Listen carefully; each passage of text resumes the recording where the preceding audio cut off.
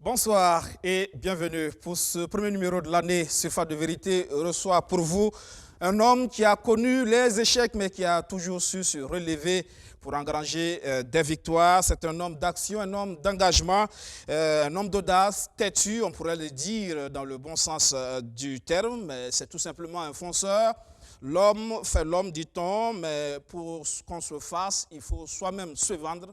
Et c'est donc de cela qu'il s'agit avec notre invité. Il a un potentiel et il croit en lui. Notre invité du jour, il a forcé le destin.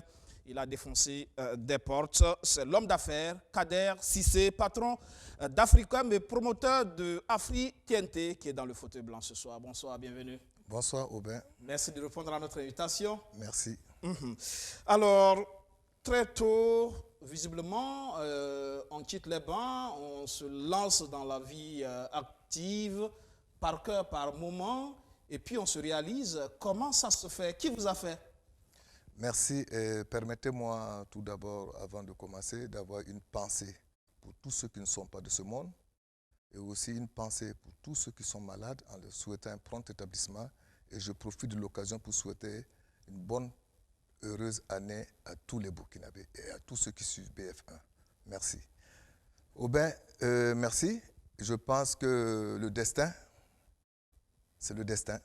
C'est tout ce que je peux vous dire. Ce que Dieu a voulu tracer pour moi, c'est ce que j'ai pris comme chemin. Donc, il faut y croire, il faut avoir une vision, il faut savoir ce que tu veux, où tu veux aller. C'est surtout ça qui est important. Où aller? Et pour cela, on se donne les moyens, on défonce des portes, on emmerde des gens. C'est un peu ça aussi l'esprit? Le but, ce n'est pas emmerder, c'est me défendre pour avoir de quoi bien vivre. Et je pense que j'ai le droit, comme tout le monde, comme tout un chacun qui se bat le matin, qui se lève tôt le matin pour aller chercher son quotidien pour pouvoir nourrir toute une famille. C'est des gens qu'il faut respecter.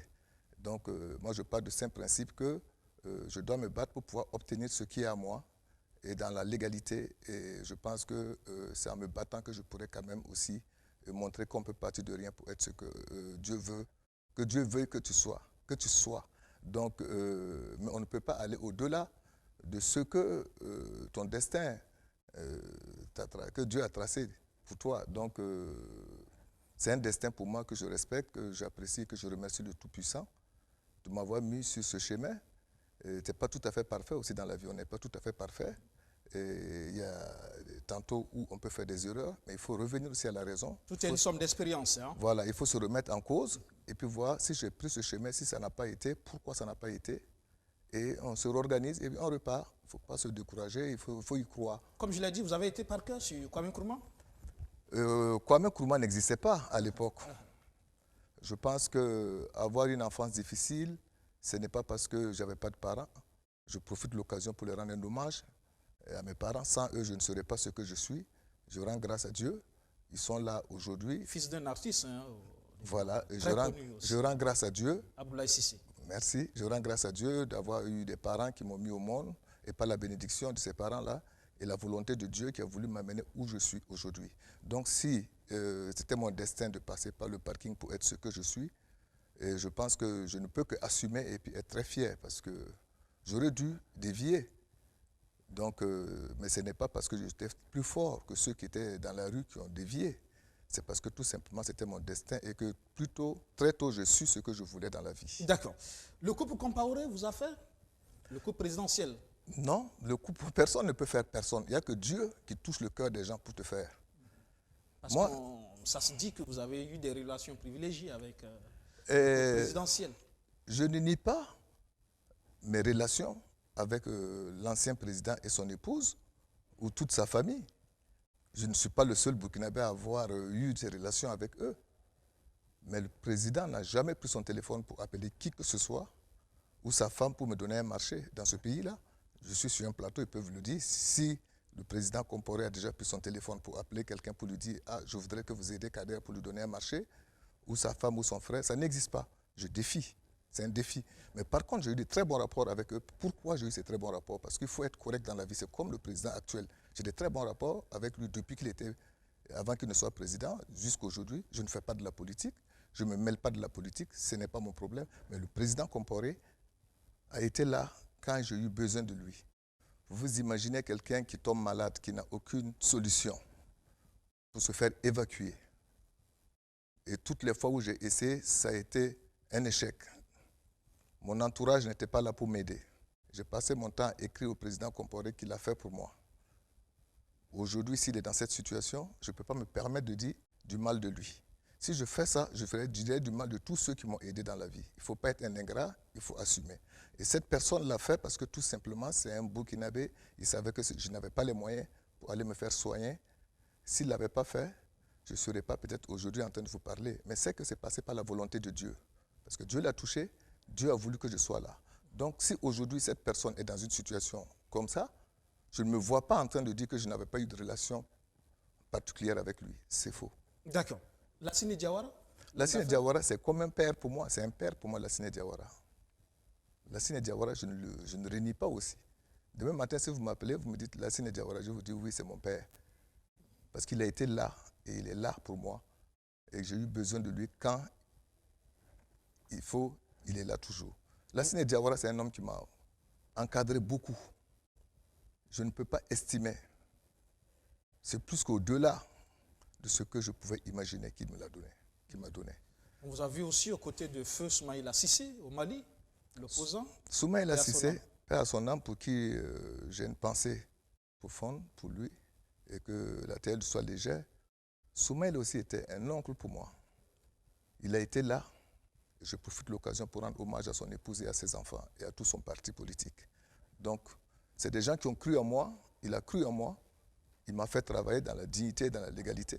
Donc, je ne peux pas aujourd'hui dire que ce monsieur n'a pas compté pour moi. Tous ceux qui ont compté pour moi, même si j'écrivais une phrase où il manquait un i, si quelqu'un a mis le i, c'est que la phrase était complète. Donc, cette personne aussi a participé pour moi.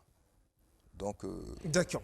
Merci. C'est bon, la reconnaissance. VRP, voyageur, représentant placé. En 2013, on vous a même vu du côté de la Guinée-Bissau, conseiller spécial du président de la transition d'alors, Chérifou. Oui, c'est vrai. Je profite de l'occasion aussi pour avoir une pensée pour le président qui n'est plus aujourd'hui, qui m'a fait confiance et qui m'a appelé à ses côtés. Comment ça arrive? Est-ce que vous avez été positionné quelque part ou... Personne ne m'a positionné. C'est la volonté de Dieu, comme je vous dis, c'était mon destin. C'était mon destin et Dieu l'a voulu, ça a été comme ça. J'ai passé de très bons moments là-bas, de très bons moments avec tout le monde. Je n'ai eu aucun problème avec personne. Et j'ai apporté ma contribution comme je pouvais. Et je suis fier de l'avoir fait. Et je n'ai pas été recommandé par qui que ce soit. Ah oui. Aujourd'hui, le plus souvent, vous entendez pour le cas du Burkina dire que s'il y a des échecs dans la gouvernance de Roch Kaboré, c'est aussi parce qu'il est mal entouré. Les conseillers ne font pas leur travail. Vous avez été conseiller. Qu'est-ce que vous en dites? Vous savez, ça dépend. Les peuples n'ont pas les mêmes destins. Les peuples n'ont pas la même vision. Le Burkina est un pays exceptionnel. La Guinée-Bissau est un pays exceptionnel. C'est un pays qui était fermé pendant longtemps. C'est des lysophones. Ils ont été colonisés par les lysophones. Donc, ils ont une autre vision que nous n'avons pas. Donc, on ne peut pas les comparer. Et puis, ça dépend. Qu'est-ce que les conseillers veulent pour leur pays? Qu'est-ce que les conseillers veulent pour leur collectivité? Qu'est-ce que les conseillers veulent pour leur président? Qu'est-ce qu'ils veulent? Donc, on ne peut pas comparer ces deux pays-là. Mais pour le cas du Burkina, qu'est-ce que vous pensez des conseillers du président Roch Kaboré? Vous savez, je peux donner mon point de vue, mais je ne suis pas Dieu pour juger les hommes. Il n'y a que Dieu qui juge les hommes. Et chacun pose des actes, et ce sont ces actes-là qui vont le rattraper dans la vie. Et je pense que je ne peux que respecter le choix du président qui a voulu mettre des gens autour de lui, lui qui sait quelles sont les compétences qu'ils ont. Moi, je ne travaille pas avec ces gens-là, donc je ne peux pas les juger. Et c'est mon cas, hein. Il y a des gens qui me jugent mal, or je ne suis pas comme ça, donc je ne peux pas me permettre de juger ces personnes-là. Donc il n'y a que le président qui sait, comme lui-même il a dit, le vrai maçon, on ne le reconnaît qu'au pied du mur. D'accord. On va parler de votre domaine de compétences, notamment ce projet de bouquet télévisuel Afrique TNT. un projet ambitieux à l'époque qui devrait être en tout cas bénéfique pour les Burkinabés. Ça devait être le premier décodeur TNT de la zone UEMOA à l'époque, je crois. Très accessible, 5 000 francs. Et on l'a vu que tous les Burkinabés s'étaient mis donc à se ruer vers ce décodeur. Mais curieusement, les choses n'ont pas marché. Qu'est-ce qui s'est passé? Merci, c'est comme je vous disais tout à l'heure, la preuve c'est que les peuples n'ont pas les mêmes façons de voir, les dirigeants n'ont pas les mêmes façons de voir. Il y en a où on dit c'est d'abord la compétence locale. Mais par contre, chez nous, on lutte contre la compétence locale. Ah oui? Mais Vous avez l'impression? Mais la preuve, c'est que j'étais victime dans plusieurs cas. Donc, si je le dis, on ne peut pas me dire le contraire. En 2007, j'ai postulé pour avoir l'autorisation que j'ai eue pour faire parce qu'il faut revenir dans l'histoire. Parce que ceux qui vont prendre l'émission, ils vont dire bon, il est venu parler. En 2007, il y a eu un appel à la candidature pour obtenir des fréquences télé. J'ai postulé, j'ai obtenu, et j'ai signé une convention avec le CSC qui était dans la légalité. Je n'étais pas le seul à obtenir parce que c'était un concours, les dossiers ont été présélectionnés, donc tous ceux qui ne croient pas pourront aller visiter, et c'était publié au journal officiel. Et je leur ai dit, écoutez, pour investir dans une télé aujourd'hui, ça coûte énormément d'argent. Dans 5 ans, nous allons aller à la TNT. Pourquoi? Parce que même dans 5 ans, on ne pourra pas être rentable. Pourquoi investir de l'argent que tu ne pourras pas récupérer dans 5 ans? Et tu es obligé de changer encore de formule. Moi, je souhaiterais que si c'est possible, par écrit, de pouvoir aller directement sur la TNT, du moment où j'ai une fréquence et que c'est une télévision commerciale, il n'y a pas de raison que je puisse après couper pour revenir avec d'autres investissements si je n'ai pas encore amorti le premier investissement. Vous avez été futuriste, vous avez voulu tout de suite aller à la TNT. Mais bien sûr, parce que il le fallait. Parce que vous allez faire un investissement 5 ans après, vous n'êtes même pas rentré dans vos fonds. Il faut encore refaire un autre investissement pour aller sur la TNT. C'est aberrant. Donc, je me suis dit, bon, écoutez, j'ai écrit au Conseil supérieur de la communication en demandant une dérogation spéciale. Et ils me l'ont accordé en disant, il n'y a aucun problème, mais vous gardez la fréquence que vous avez pour le faire. Pour information, ils m'ont demandé pour information d'informer l'ARCEP. Ce que j'ai fait d'ailleurs, l'ARCEP aussi a écrit pour marquer son accord. Donc, l'autorité de régulation de la communication. Ils m'ont répondu en 2009 pour me dire que, excusez-moi, qu'ils étaient d'accord et qu'il fallait que je garde parce qu'ils n'avaient pas encore, les textes ne les autorisaient pas et de le faire. Mais il n'y a aucun problème. Ils pourront le faire à titre provisoire. J'ai dit OK. Tout le monde l'a dit. J'ai dit OK. Pourquoi ne pas me lancer dedans? Et quand j'ai essayé avec la Chambre de commerce, nous avons fait tous les voyages. Nous sommes allés en Inde, en Chine, au Vietnam, partout. On n'a pas pu trouver la technologie. C'était qu'en Inde qu'on a trouvé la technologie qui coûtait excessivement cher. Pour le premier projet qu'on devait lancer, il était tellement cher qu'on n'a pas pu trouver le financement.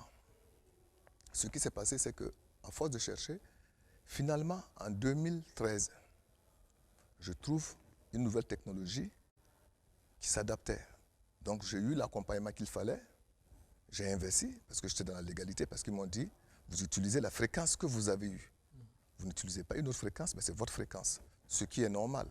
Donc, j'ai utilisé la fréquence, j'ai fait les investissements qu'il fallait. J'ai écrit au CSC.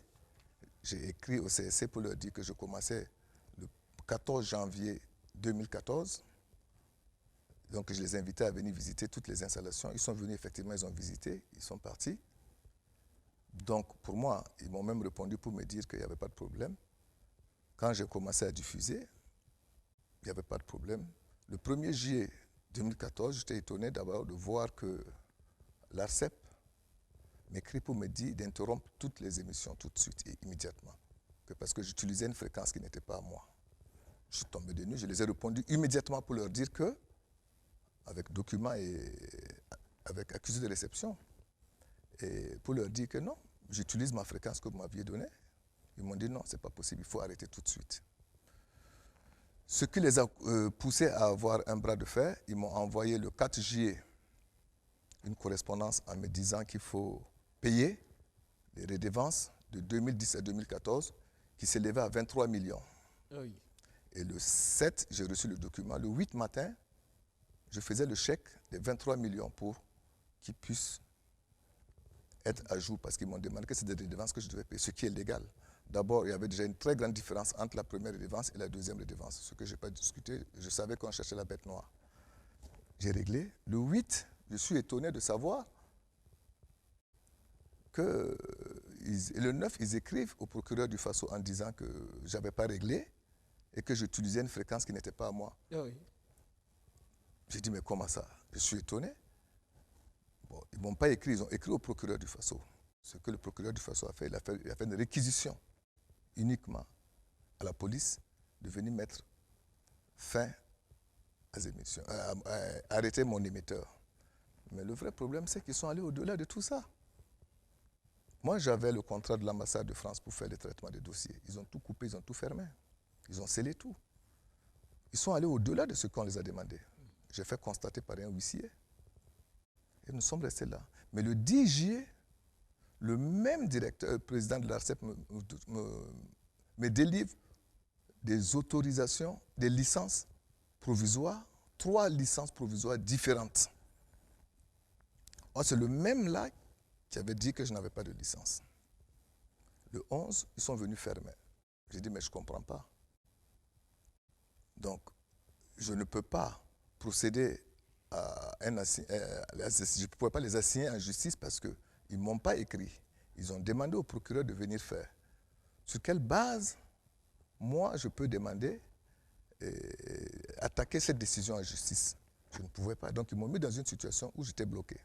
Et après, ils ont trouvé que j'avais raison. Ils sont revenus me donner les autorisations en me demandant maintenant de remplacer la fréquence. J'ai dit, mais vous ne m'avez pas donné une licence. Je n'ai pas de contrat entre vous et moi, je n'ai pas de convention. Vous ne m'avez jamais donné une fréquence. Comment vous voulez la remplacer? Vous remplacez quelque chose que vous avez donné à quelqu'un.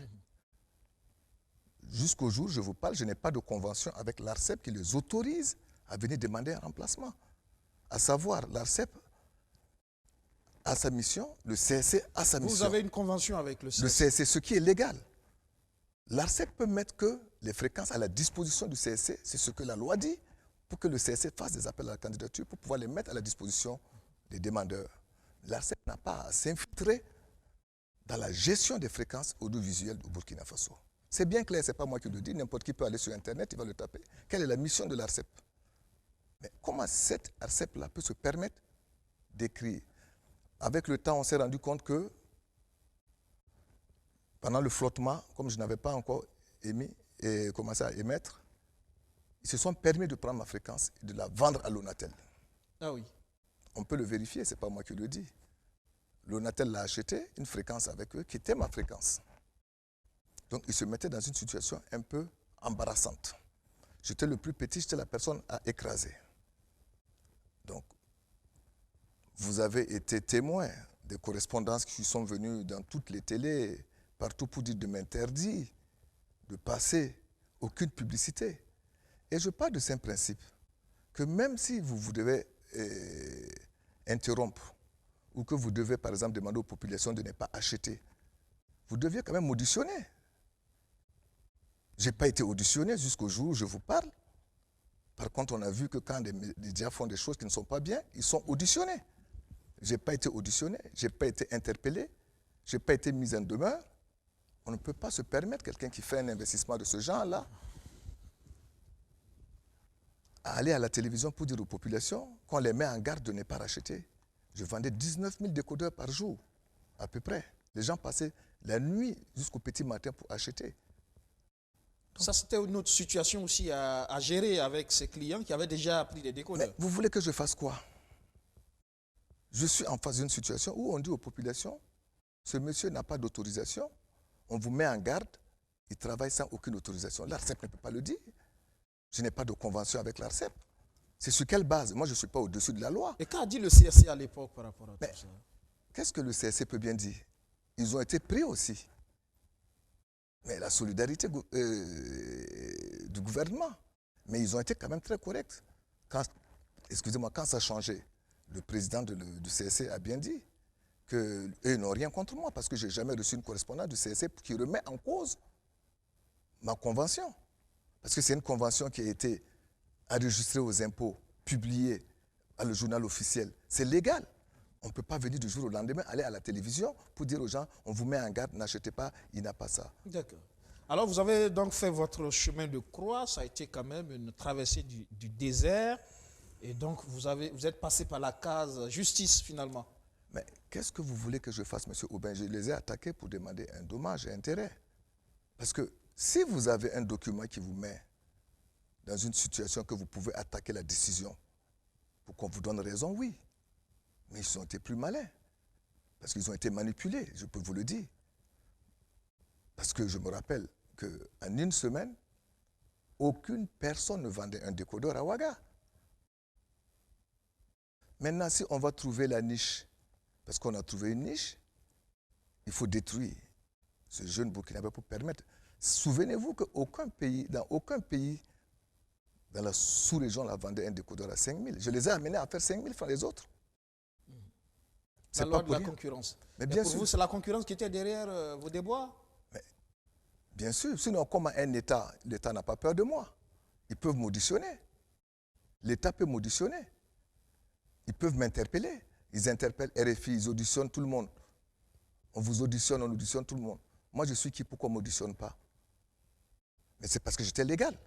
Mais maintenant, faire croire aux gens que je ne suis pas quelqu'un de fréquentable ou quelqu'un qui vole des fréquences ou qui utilise des fréquences qui ne sont pas destinées à lui.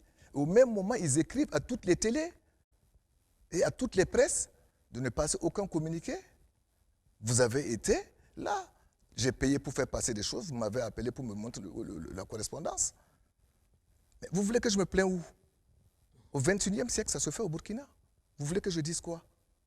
La seule chose que je pouvais faire, c'est les attaquer sur ça. Pendant ce temps, les populations qui avaient des abonnements, je ne peux pas couper. Il faut que je respecte ma part d'engagement.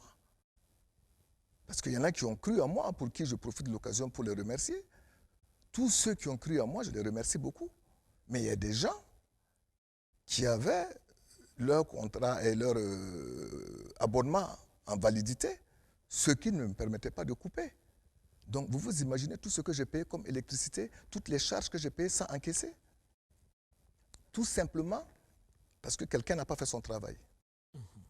Et ils ne se sont même pas rendus compte de l'emploi qu'on créait, la valeur ajoutée qu'on apportait au pays. C'est décevant. Dans un pays qui encourage justement la promotion de l'entrepreneuriat. Alors, vous avez attaqué en justice. Mais j'ai attaqué en justice. justice. Vous avez gagné. 8 ans après, vous savez, le montant ne m'est pas important. Vous savez, je crus en ma justice. Et je profite de l'occasion pour dire aux jeunes Burkinabés, à tout le monde, il faut y croire. 8 ans après, Dieu a voulu me donner la force et la santé pour que je puisse atteindre cette vérité-là. Pour moi, je suis soulagé. Je suis soulagé parce que je n'ai pas volé de fréquence. Je n'ai pas utilisé une fréquence qui n'était pas la mienne. Mais j'ai perdu 8 ans d'énergie. 8 ans d'initiative privée de mon pays que je ne peux plus, que je devais donner pour pouvoir créer de l'emploi, que je pouvais apporter une contribution. 8 ans, plus de 54 emplois perdus avec des charges fixes. Et on vous fait passer pour ce que vous n'êtes pas. Pendant ce temps, vous n'avez pas le droit de vous plaindre. Vous n'avez pas le droit d'aller parler nulle part parce qu'il y a des correspondances qui sont passées partout. Mais comment on peut vivre dans un pays de droit comme ça? Et ce sont les mêmes qui diront, oui, il n'est pas sérieux, il n'est pas sérieux. Mais qu'est-ce qu'ils appellent quelqu'un qui n'est pas sérieux? Vous empêchez quelqu'un de travailler, vous l'empêchez de s'exprimer, et vous pensez qu'on construit un pays comme ça? Pendant ce moment-là, vous avez des gens qui sont dans ce pays-là. Je vais vous faire une parenthèse, M. Aubin. C'est tellement aberrant et humiliant que je ne peux pas comprendre que des gens qui ne diffusent pas une chaîne comme Bing Sport, que moi je diffuse Bing Sport, je suis attaqué par Bing Sport, je gagne le procès parce que Bing Sport n'a pas la capacité de mettre la caution au niveau de la justice. Et ceux qui m'attaquent, c'est des concurrents à moi et eux-mêmes ils n'ont pas le droit de diffuser. Et ces mêmes concurrents-là n'ont même pas les licences pour la diffusion des matchs. Même s'ils ont les licences de diffusion des matchs, ils paient 40 millions d'euros, 50 millions d'euros, 60 millions d'euros. Le Burkina gagne quoi? Rien. Vous payez 30 millions par an. Vous vous imaginez combien d'abonnés, je ne donne pas de nom, que mes concurrents ont au Burkina? Partons sur à raison de même 2 millions d'abonnés. À raison de 40 000 francs, ça fait combien? Nous, nous investissons, on crée de l'emploi, on porte la valeur ajoutée. Aucun émetteur n'est là, c'est virtuel. Mais vous voulez qu'on fasse quoi? Qu'on traîne les jeunes là de dire qu'ils ne veulent pas travailler, ils ne veulent pas cela? Non. Il faut que l'État même se mette en cause. Mais c'est des critiques positives. Si prennent ça, c'est des critiques positives. On ne peut pas me dire qu'au Burkina, il n'y a pas de l'argent à gagner. Je suis désolé. Il y a énormément d'argent à gagner dans ce pays-là. Il faut juste croire aux Burkinabés qui choisissent d'entreprendre. Oh ben, le Burkina, il y a beaucoup d'argent. Nous sommes un pays enclavé. On ne peut que gagner de l'argent que dans les services. Parce qu'on a une énergie qui est très chère. L'énergie est très chère. Si tout le monde se met dans l'industrie, on aura des problèmes parce qu'on ne pourra pas produire. On ne produit pas de l'électricité. Il faut que le racheter. Pour le revendre, nous ne sommes pas à côté. Nous sommes à 1000 km de la mer. C'est des frais supplémentaires. Mais c'est un pays qui ne peut marcher que sur la prestation de services. Vous prenez aujourd'hui, vous prenez les noix d'acajou, vous prenez le sésame. Pourquoi ne pas créer un comptoir partout pour pouvoir permettre aux gens de payer par le comptoir et engranger des ressources? Mais les gens vont jusqu'à Port-Champ pour acheter. Il y a un manque à gagner énorme. La Côte d'Ivoire l'a fait. Quand le président Ouattara est venu, il a mis un comptoir pour les noix d'acajou. Ils sont passés premiers producteurs. Le Bénin est en train de le faire. Je prends encore des exemples. Il y a des grandes puissances qui sont dans nos pays, dont je ne citerai pas les noms. Ils ne consomment que ce qu'ils amènent de chez eux. Même les motos sont fabriquées par leur société. Même les véhicules dans lesquels ils roulent. Même les alimentations, ils en ont. Ils n'achètent Consommons local. Non, ils achètent ce qui vient de chez eux. Mais tout l'argent sort dehors. Ils consomment ce qui vient de chez eux. Et personne ne voit ça. Mais ici, aujourd'hui, les questions justement de consommons local, le président de Faso en a fait justement une vision. C'est une très bonne chose. Promotion du local. Mais derrière, est-ce que tous les mécanismes sont mis en place pour permettre aux acteurs locaux qui décident d'entreprendre justement de s'en sortir? Vous savez, moi je suis réaliste. Je pars du simple principe que j'ai eu l'occasion de discuter avec ceux qui font. Parce que l'État n'a quand même pas que des failles. Ils ont aussi fait des choses qui sont bien. Je vous prends un exemple banal. Je suis allé à Bobo pour acheter du coco d'ondan pour des amis. J'ai discuté avec les fabricants qui me disent qu'ils fabriquent 8000 par semaine. C'est insuffisant. Une seule personne. Ce qu'ils n'avaient pas il y a quelques années. Donc déjà, c'est des points vraiment qui sont très bien. Il faut reconnaître quand même qu'ils ont fait quand même des efforts. Aujourd'hui, le coco d'ondan ne suffit pas. Vous allez dans des endroits, c'est devenu des rideaux. C'est bien. C'est une bonne chose parce qu'on fait travailler cette population de Bobo et d'ailleurs, les femmes, les jeunes qui font ça à teinture, aujourd'hui, ils ont une dignité parce qu'ils peuvent payer l'école de leurs enfants. Ils peuvent aller les soigner. Donc l'État, c'est pas surtout, ce n'est pas tout à fait ça. Mais il y a des choses aussi qui sont bien, il faut le dire. Quand vous prenez le cas de la santé, il y a des côtés qui ne sont pas bons, mais il y a des côtés qui sont bons. En moins de quelques temps, ils ont mis le système de dialyse. Ils ont ouvert des centres de dialyse. Mais avant même là, dans la santé, justement, il y a des investisseurs qui souhaiteraient pouvoir aussi... Mais c'est pour venir à là. Parce que c'est pour ça que je dis que... Mais il faut que les gens comprennent qu'il n'y a pas que l'État qui doit faire tout. Il faut aussi laisser les gens faire. Mais sous le contrôle de l'État. Avec des règles bien situées, ou bien réglées, et des règles pour que les gens puissent respecter. Mais si aujourd'hui vous avez des gens qui peuvent installer des centres de dialyse qui est contrôlé par l'État, mais ça enlève une grosse épine du pied de l'État. Mais quand je m'assois aussi, je réfléchis, que je regarde. Pour tout le Burkina, il n'y a que 2 IRM. La dernière fois, pour faire une IRM, il y a un qui était en panne. De 9h à 16h, les gens sont en ligne. C'est quand même... Il y a des investisseurs privés qui peuvent le faire. Je n'ai pas dit que ce n'est pas en cours. C'est bien, je vois que la loi vient d'être votée. C'est une très bonne chose. Mais c'est comme ça qu'on va arriver. Donc, il n'y a pas que des choses négatives. Moi, honnêtement, quand j'ai vu les centres de dialyse, j'étais tellement satisfait parce que quand il y a eu le problème en 2014, je pense, quand les trucs étaient fermés, mais il y a des gens qui attendaient pour même le Covid, au début du Covid. Et des gens voulaient quitter ailleurs pour venir faire la dialyse, c'était un problème. Voilà des cas. Donc ça veut dire qu'il faut avoir une vision, il faut penser plus grand, il faut permettre aux gens et être accessible pour pouvoir changer avec les gens. Mais il reste beaucoup à faire, il reste énormément à faire. Mais c'est la volonté qui le fait. C'est la volonté. Cette volonté doit pouvoir s'exprimer au sein de l'administration, ceux qui sont chargés de faire fonctionner aussi l'administration, c'est aussi ça. Mais l'administration, vous savez que le... Parce que la décision politique peut être prise en haut, mais c'est l'implémentation, la mise en œuvre au niveau des acteurs à la base.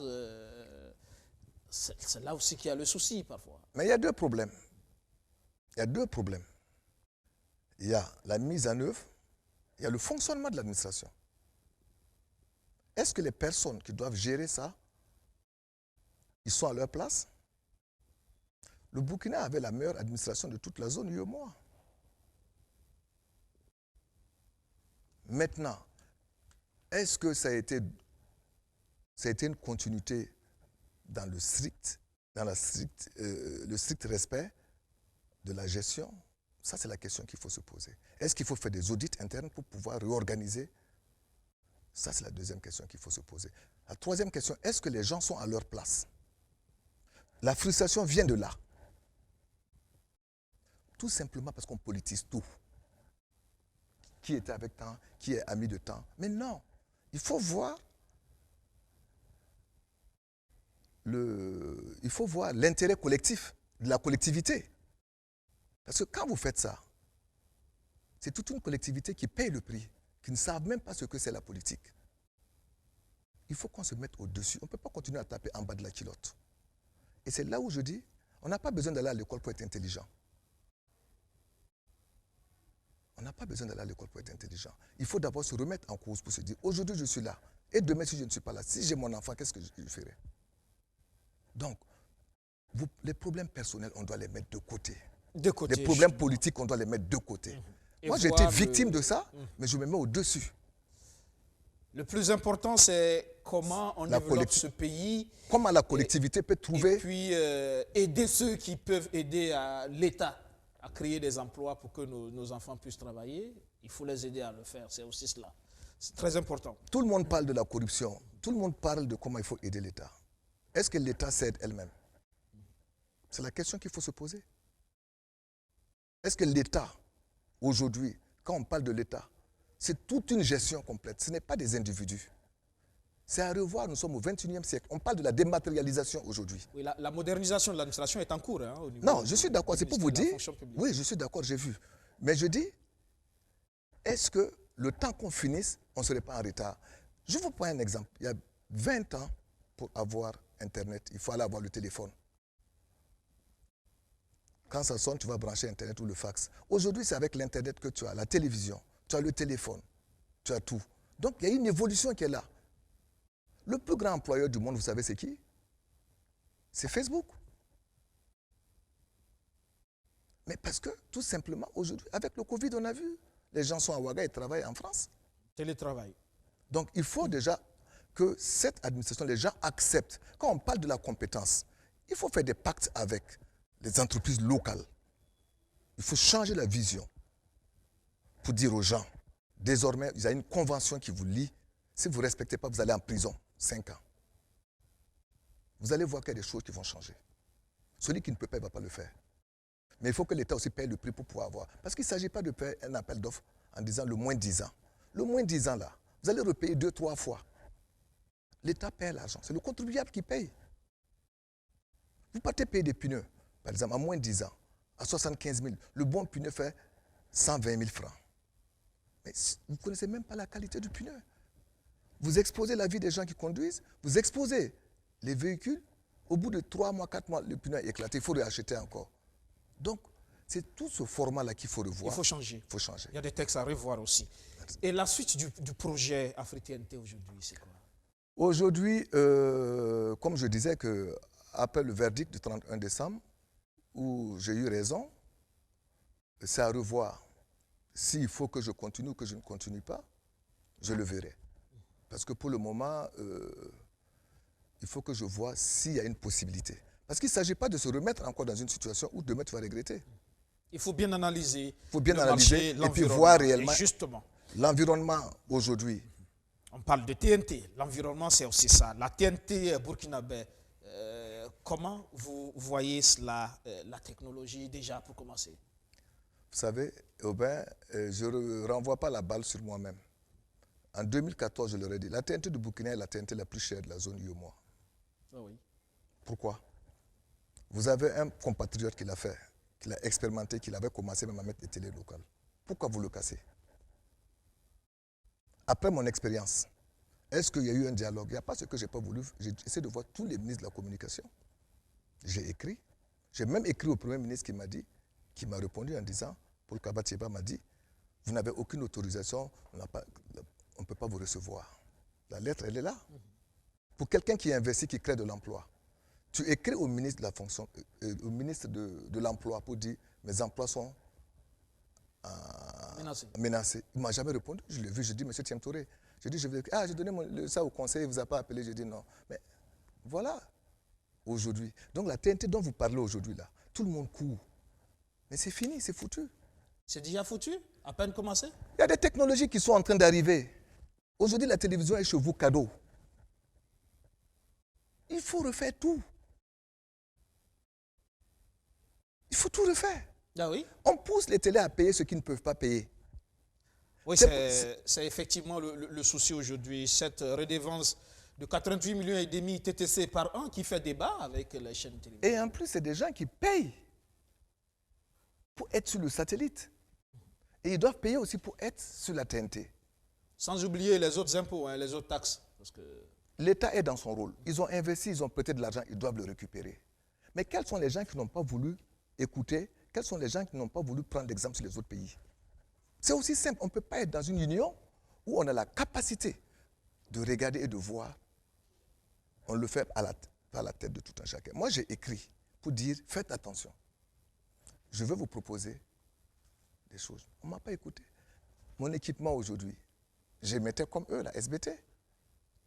Même si je ne couvrais pas tout le pays. Mais je n'ai pas mis autant d'argent qu'eux. Pourquoi? Est-ce qu'aujourd'hui, vous avez besoin de payer 2 milliards par an pour le satellite? Avant la TNT, quand vous faites une émission à Bobo, vous voulez que ce soit en direct, vous le faites, non? Vous avez besoin de satellite? De sur quoi aujourd'hui nous avons la fibre optique qui couvre tout le Burkina Faso?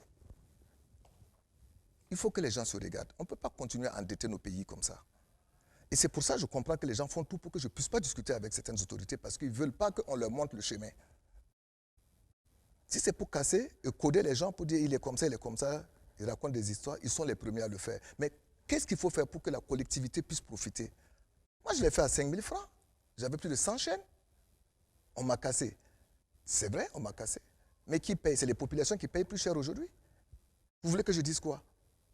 La TNT d'aujourd'hui, là, il y a des technologies qui arrivent. Il y a des chaînes qui sont gratuites. Les chaînes arrivent chez eux à la maison. Est-ce qu'on peut bloquer les gens? Est-ce qu'on peut bloquer les gens aujourd'hui de rester à Dubaï et faire une chaîne de télé sur Internet pour que ça vienne chez toi? Non. C'est la libre concurrence. On est inondé. Je vous prends un exemple. Aujourd'hui, vous faites, je ne vais pas utiliser le mot, excusez-moi, ce n'est pas de la pub. CAC 1000 fait la pub sur les chaînes européennes qui passent chez nous à la maison. Et on interdit les chaînes locales de faire la pub de ce genre. On parle des pommades. D'autres chaînes le font et ça vient chez nous. La bière, etc. Voilà. La cigarette. Est-ce que vous trouvez ça normal? Déjà, à la base, la base est faussée.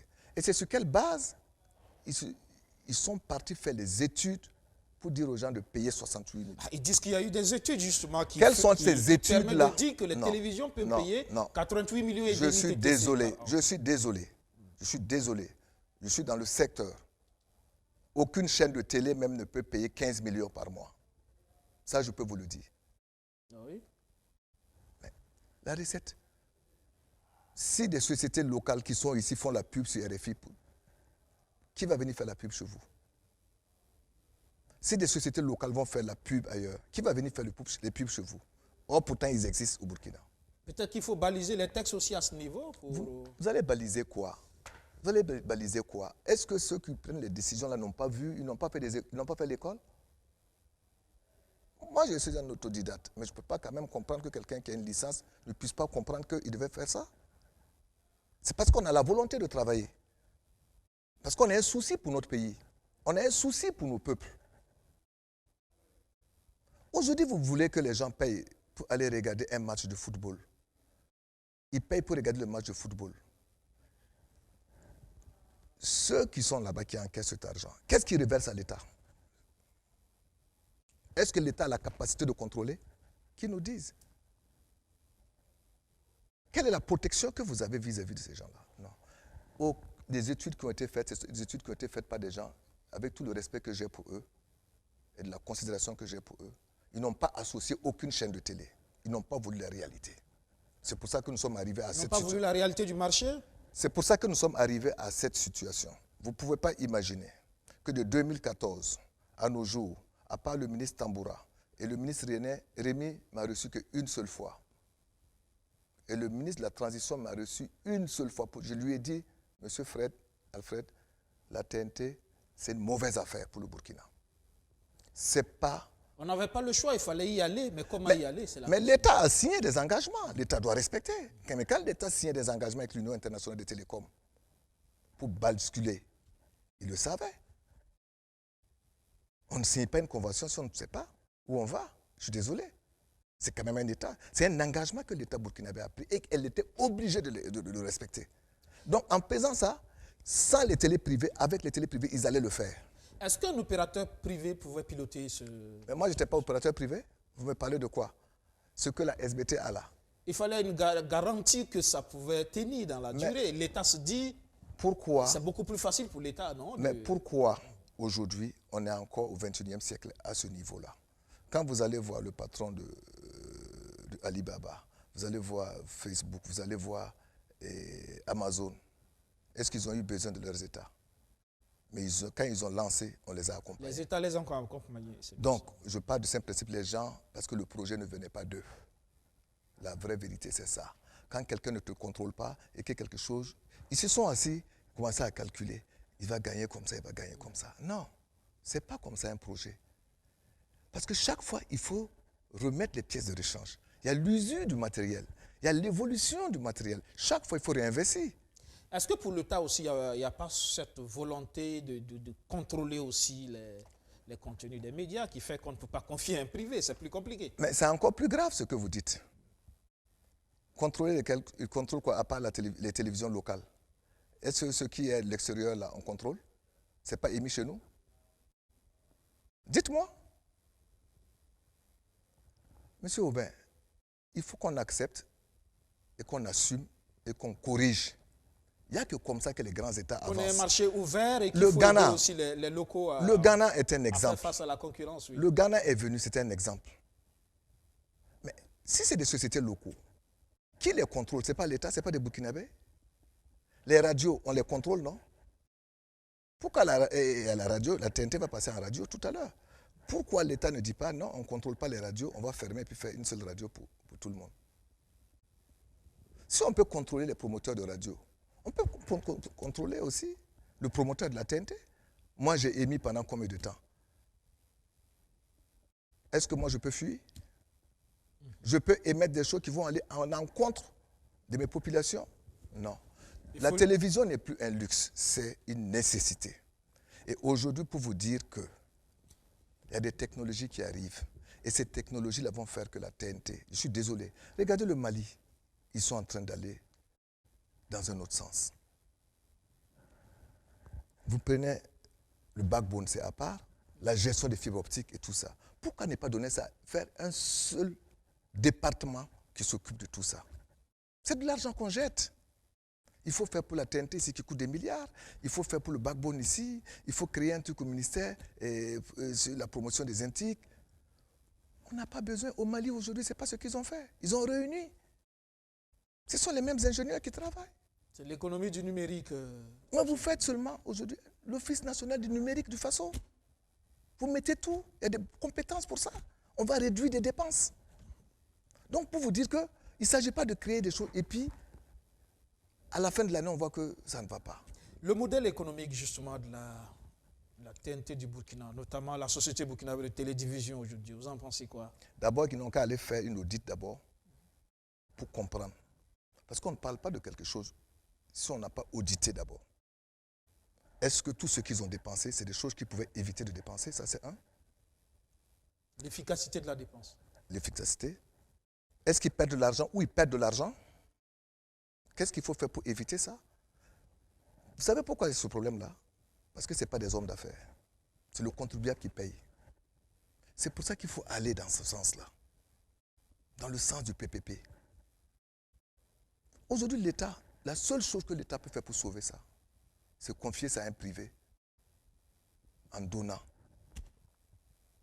un cahier de charges avec un montant à payer. On donne à un privé, mais on a la possibilité de contrôler. Mais il n'y a pas de souci.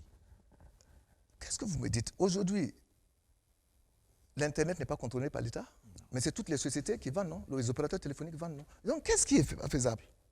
Dites-moi, qu'est-ce qui n'est pas faisable? Demain matin, si l'ARCEP veut couper l'Internet, qui peut parler? Donc, ce qu'on tourne autour du pot, on ne veut pas la réalité. Parce qu'aujourd'hui, la SPT, quand on regarde, c'est comme si l'essentiel ou les 50, un peu plus, du financement, du fonctionnement, des frais de fonctionnement de la SBT, c'est basé sur les redevances télé.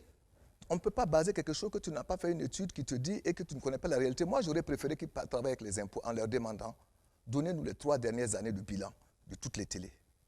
Vous avez une base fondamentale sur laquelle vous pouvez aller. Ce qui n'est pas le cas aujourd'hui.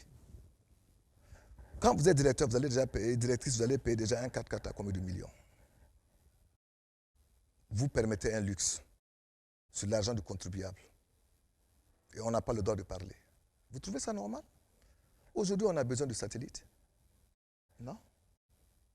Pourquoi n'est pas sorti avec la fibre optique et mettre un émetteur à bobo? Pourquoi n'est pas sorti avec ce... On peut utiliser les moyens qu'il faut.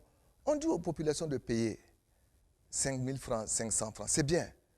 Mais même si on fait ça, ça va marcher combien de temps? Parce que je ne vais pas payer pour 5 chaînes, 500, ou 10 chaînes, 20 chaînes. Non, pour 500 francs. Pendant que mon concurrent me fait ça à 5 000 francs avec plus de 100 chaînes, 200 chaînes. Et il réduit les dépenses parce qu'il a la possibilité de savoir où il va, qu'est-ce qu'il perd, qu'est-ce qu'il gagne. Mais comme c'est une administration, il y a un conseil d'administration, il y a tout ça, c'est lourd. Je n'ai rien contre. On parle de la gestion. Je suis burkinabé, je contribue, c'est normal que je puisse parler de ça. D'accord.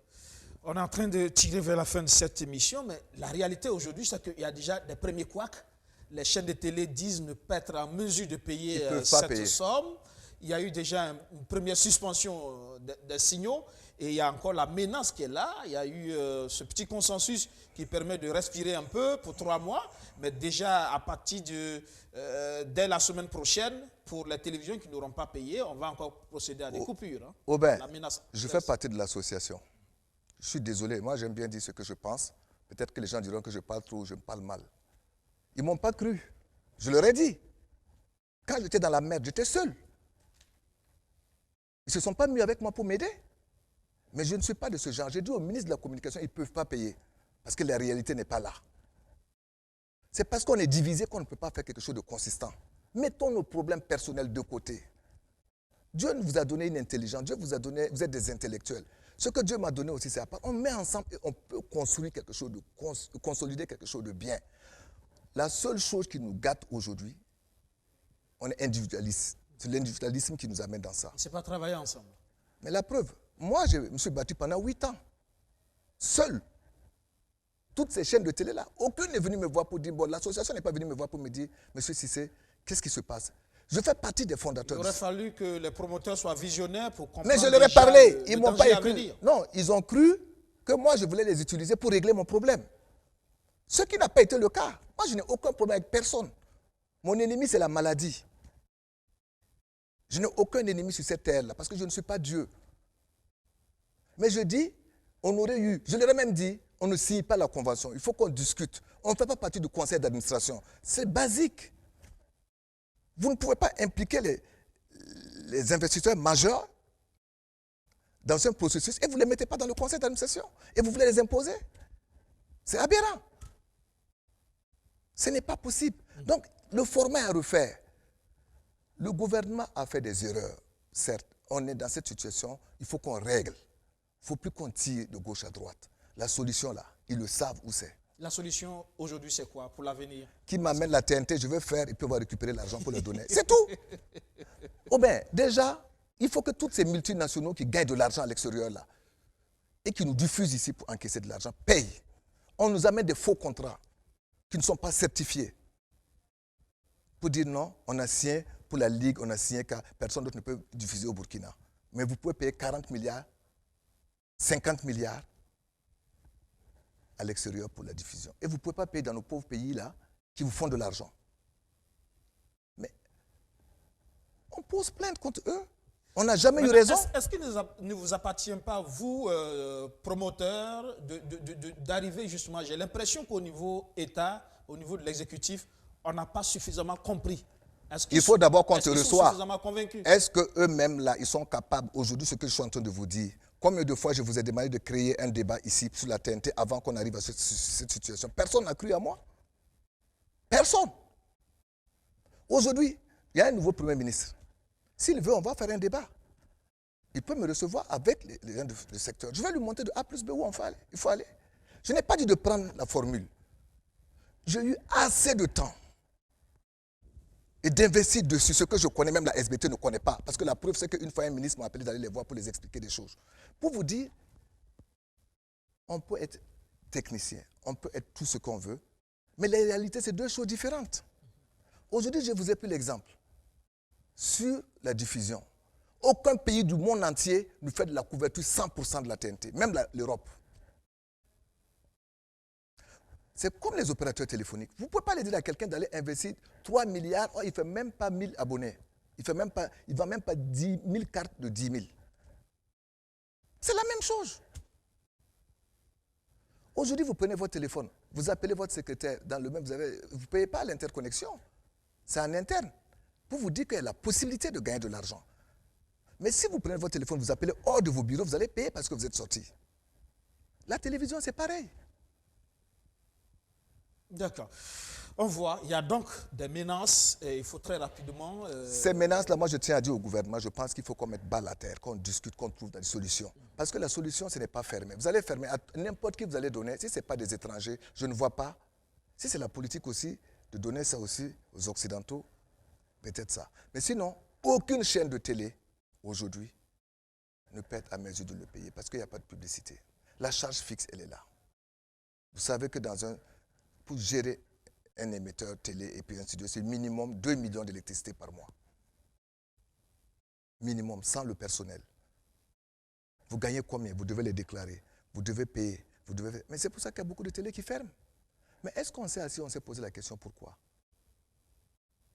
Que l'État aille chercher même les 10 dernières années des bilans de toutes les télés aux impôts. Peut-être aussi que l'objectif, c'est d'assainir, ne plus justement permettre à n'importe quel, entre guillemets, plaisantin de créer une télé. Parce qu'après aussi, c'est sérieux, c'est des entreprises qui doivent être sérieuses. Vous parlez tout à l'heure d'autres expériences. La Côte d'Ivoire, par exemple, là-bas... non, ce n'est pas la même chose. On a vu quand même que c'est des cautions assez consistantes. Mais vous savez pourquoi? N'importe qui ne crée pas une télévision. La Côte d'Ivoire est le premier pays de la zone UEMOA sur le plan monétaire. Tu prends le Burkina, le Niger et le Mali, on ne vaut pas la Côte d'Ivoire. Comment on peut comparer des choses? En termes de marché publicitaire, vous Oui, on ne peut pas comparer ce qu'on ne peut pas comparer. Il y a combien d'usines en Côte d'Ivoire qui nous fournissent au Burkina? Comment on peut comparer ce genre de choses? Ce n'est pas possible. Le vrai problème, si déjà vous donnez des cautions, vous lancez des appels à candidature pour que les gens postulent, c'est que vous savez que c'est des gens qui sont sérieux. Pourquoi vous les donnez? C'est ça qu'il faut bannir. Il n'y a personne qui est plaisantin quand il prend 5 francs pour ajouter, pour multiplier. Mais quand tu vas emprunter, c'est parce que tu penses que tu peux multiplier, que tu peux gagner et que c'est favorable. La situation politique, la situation économique est favorable. Mais quand tu n'arrives pas à le multiplier, on ne peut pas te considérer. Il faut chercher à comprendre si c'est une personne, 2 personnes. Mais quand il y a plusieurs personnes, le nœud du problème est où? En tout cas, là, c'est toutes les télévisions qui sont unanimes sur le fait qu'elles sont incapables de payer. Moi, je pense que l'État doit faire balle à terre et accepter. Il faut avoir une vision. La Côte d'Ivoire n'a pas donné autant de télé. Mais avant que la Côte d'Ivoire n'arrive à ce stade-là, Mais quand le vous Burkina... écoutez au sein de l'opinion, il y en a qui vous disent vous êtes des promoteurs privés, c'est commercial, vous faites du business. Ce qui est normal aussi. L'État n'a pas... Mais où il y a un problème, l'État... Il faut payer, tout simplement. Mais l'État ne peut pas imposer un prix où l'État ne les a pas mis dans la négociation. L'État est parti sur une base. Quelle est la base que l'État aujourd'hui peut décider? Ils ont décidé sur 300 millions, même 200 millions. Ils ont fondé ça là-d'où? C'est sur quelle base ils sont fait une étude, encore une fois. Quelle étude qui peut dire, l'étude peut dire que telle télé gagne telle somme là au Burkina? Dites-moi. Parce que quand on parle, on est d'accord, mais il faut nous montrer. Est-ce que ça veut dire que la SBT ne vous a jamais soumis cette étude justement Moi, je n'ai jamais vu cette étude. Est-ce que la SBT là, pour le fonctionnement de la SBT, ce qu'ils ont besoin, est-ce qu'ils avaient besoin de ça? Vous savez, quand vous prenez seulement les pylônes là, vous mettez des groupes électrogènes, vous mettez des gardiens, vous mettez tout ça. Vous savez combien ça peut coûter à la SBT? Vous savez? Et ces études-là, ils n'ont pas vu qu'ils allaient perdre de l'argent là-bas? Ils n'avaient pas vu ces études-là. S'ils parlent des études des choses, des télés, mais l'étude de fonctionnement là, où ils perdent de l'argent, c'est pour ça que je dis il faut faire. Il ne faut pas qu'on parte, ce n'est pas la guerre. Il faut faire une audit. Le gouvernement a d'ailleurs reconnu qu'il faut revoir le modèle économique de la SBT. Mais le modèle économique, là, on va repartir encore dans un modèle économique qui va nous ramener dans un problème. Ce n'est pas le travail du gouvernement. Le travail du gouvernement, ce n'est pas ça. C'est réguler et avoir un œil dessus. C'est ça le travail du gouvernement. Le gouvernement ne peut pas vendre. Si le gouvernement paye des taxes, récupère des taxes sur les taxes télé, il y a une subvention déjà que les populations font. Mais on peut trouver l'argent ailleurs. L'argent est ailleurs. Moi, je les défie, l'argent est ailleurs.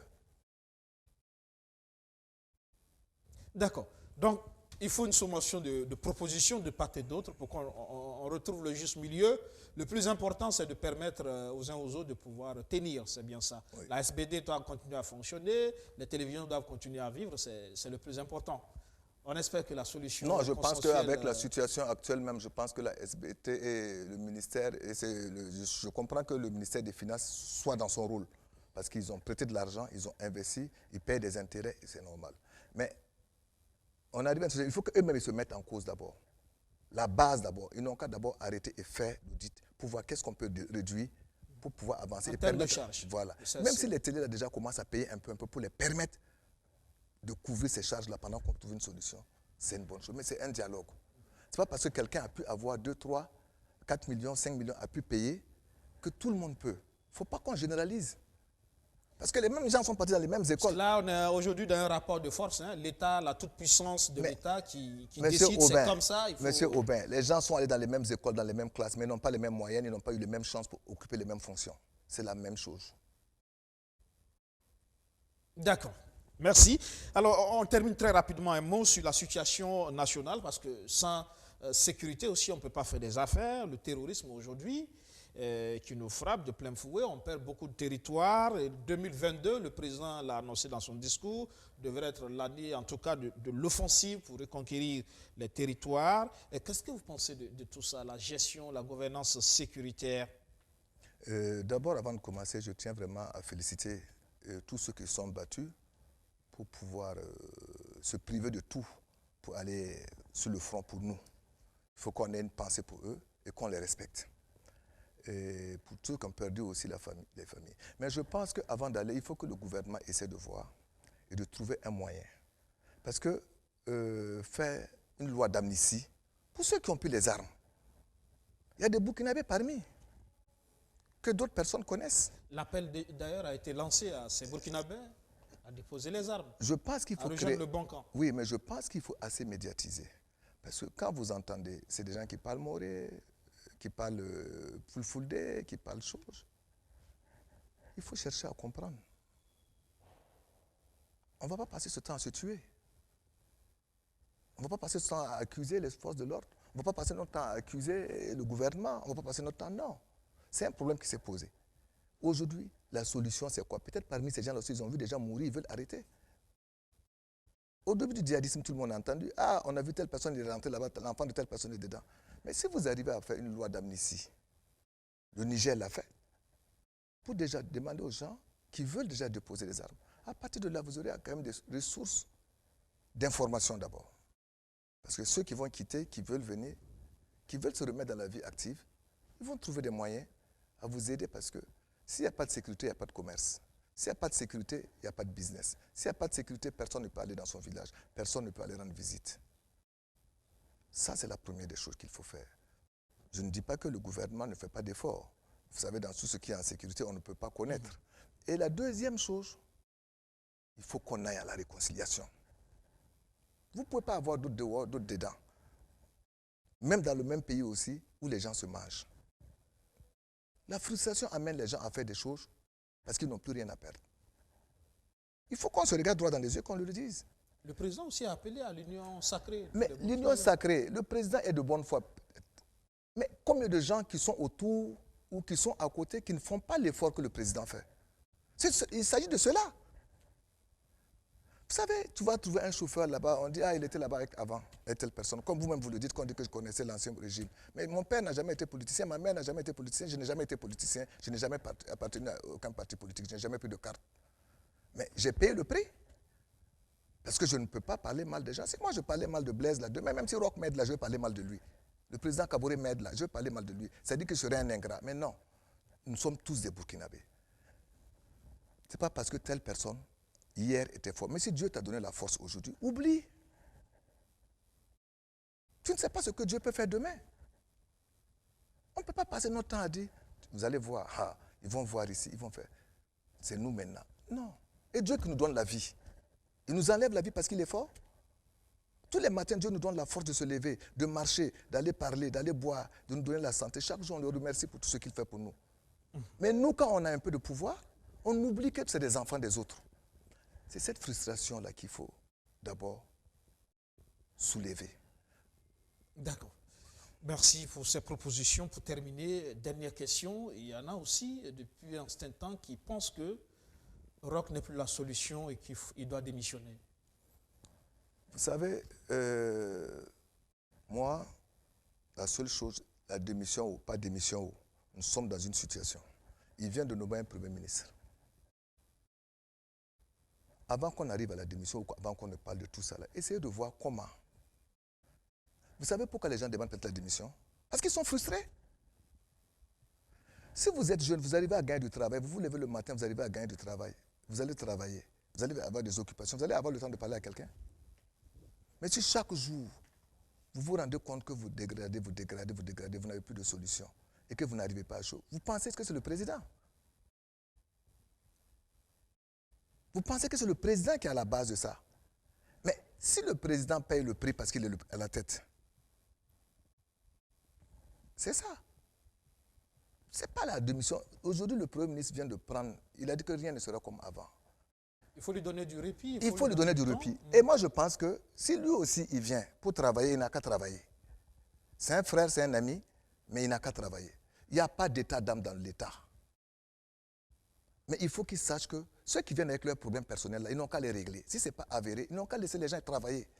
C'est ça qui amène la frustration des jeunes là. Allez-y le matin, faites le tour. Regardez combien de jeunes sont assis qui n'ont pas de travail. Combien de jeunes sont là, leurs papas ont été lésés, leurs mamans ont été lésées parce qu'ils connaissaient l'ancien régime. Mais ils vont passer leur vie à faire ça. Ceux qui vont venir demain, ils vont les léser. Parce que hier, ils étaient là. On pousse, mais on ne règle pas le problème. Le problème de Burkina, là, ce n'est pas compliqué. Ce n'est pas compliqué. Il faut qu'on accepte. La Guinée, la preuve. Vous avez vu la réconciliation de ce que Doumbia a fait? Les familles de Dadis étaient là, la famille de Sekouba était là. La présidente, tout le monde, tous les religieux étaient là, tout le monde a applaudi. Ils sont repartis à zéro. C'est vrai, il y a des gens qui sont au dehors, tout le monde parle de la réconciliation. Mais on parle avec la bouche, mais dans le cœur, ce n'est pas encore fait. Ça doit se faire dans le cœur. Ça doit se faire dans le cœur. Et se dire que demain, je peux ne plus être là. Ce qui arrive aux autres, là, peut m'arriver demain. Et vous faites du mal aux gens. Ils ont des enfants, ils grandissent, ils savent. Vous vous imaginez que vous avez des enfants? Ça peut vous... Et on va être comme ça, ce n'est pas bon. Merci. Kader Roger Cissé, homme d'affaires, patron d'Africom et promoteur d'Afri TNT, d'être passé dans le fauteuil blanc ce soir. Merci à BF1 de cette invitation, avec beaucoup de plaisir. J'appelle tous les Burkinabés à être unis et à travailler pour le bon sens du pays et penser aux collectivités. Merci et bonne heureuse année à tous les Burkinabés. Le collectif, très important. Merci de nous avoir suivis. Excellent suite de programme sur BF1. À demain.